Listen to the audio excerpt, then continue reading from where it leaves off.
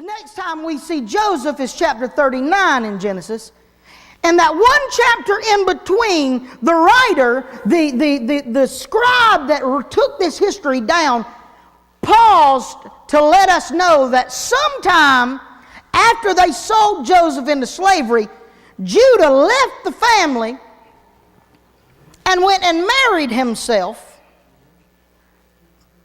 to a woman named Shua. Are y'all sticking with me? I'm really going somewhere with this, okay? Judah and Shua had 3 boys. First one was named Second one was named Onan. The third one was named Sheila. Now I don't get that myself, but that was what they named him. I'm not naming any of my children Sheila, my son Sheila, but they named him Sheila. Could be Shayla, anyway. Y'all know how it goes. Y'all know Bible names.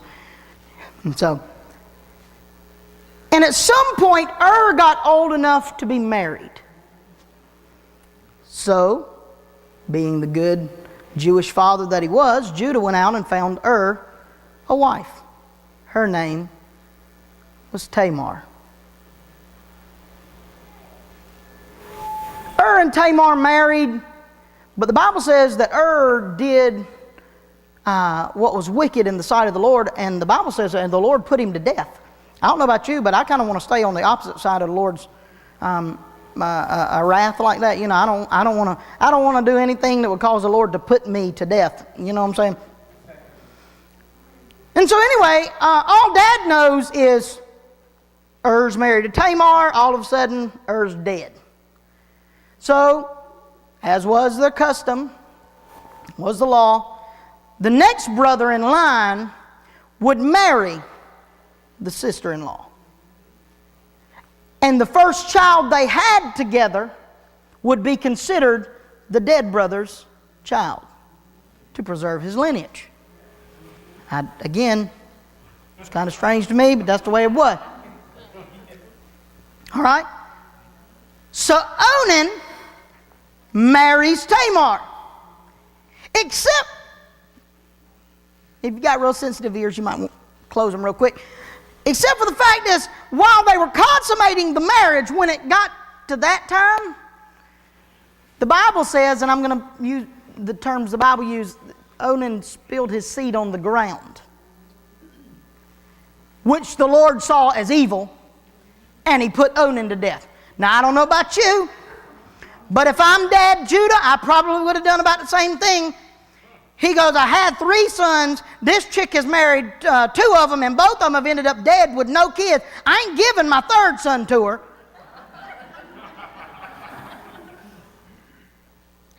And so he makes a deal with Tamar. He says, listen, Sheila's not old enough to be married yet, so you go back and live with your dad, and when he gets old enough to be married, I'll bring you back, and you can marry Sheila, and you can have a child for her.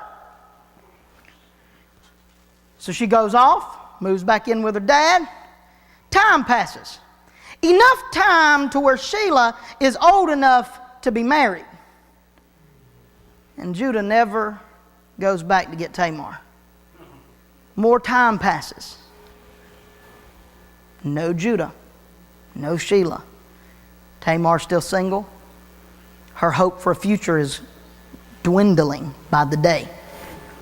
She's at a point where she knows, if I don't have a child from this family line soon, I'll never have a future.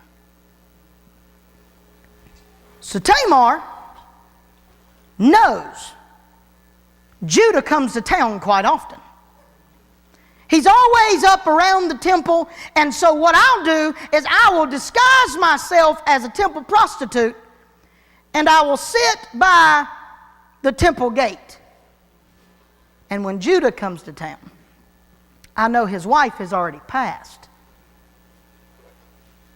He's lacking attention.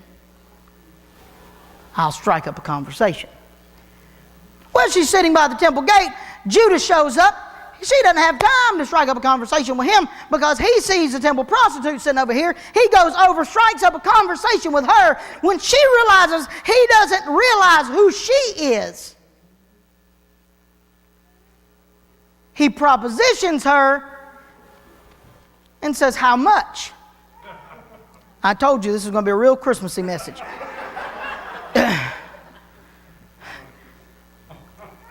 A goat. That was probably the going rate for that sort of thing back in that day.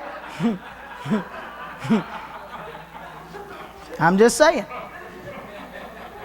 But Judah says, no, this would not fly today. You had much more trust for people back then. But I don't have the goat with me. Sure you don't. Can I borrow $20? I'll pay you back. But the trust factor was there in those days.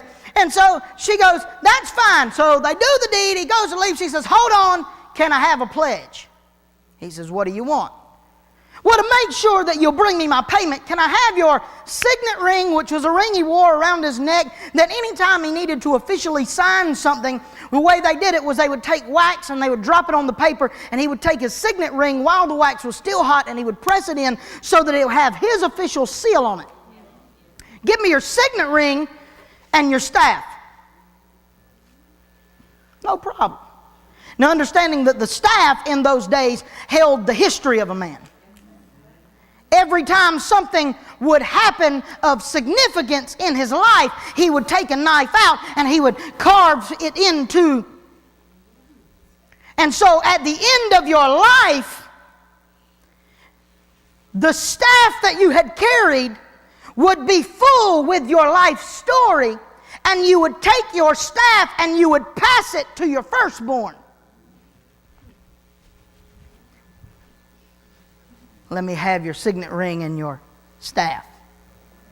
No problem. Judah gets back home. He looks at his servants. He says, listen, don't ask any questions, but I need you to take this goat. I need you to go back down there, and I need you to find a temple prostitute sitting by the temple gate, and I need you to give it to her. Servant says, okay. Takes the goat. He goes back down, and he finds no temple prostitute anywhere. So he starts asking all the guys, all the merchants in that area, hey, where is the temple prostitute? They all kind of give him that, what are you talking about, look? And they eventually finally look at it, and they're like, listen, there's not a temple prostitute that's here. So he goes back home with the goat, and he tells Judah, they said there wasn't ever a temple prostitute. So he goes, you know what? I don't want too many questions asked. I don't want to become the laughingstock of this town. Don't worry about it. I tried, you tried, we all tried. You know, we're good. So about 3 months later, somebody comes running up to Judah's house. Judah comes to the door. Yep. Man, you will never believe what happened. Tamar, your daughter-in-law, has, and the Bible says, has played the harlot. And she is with child.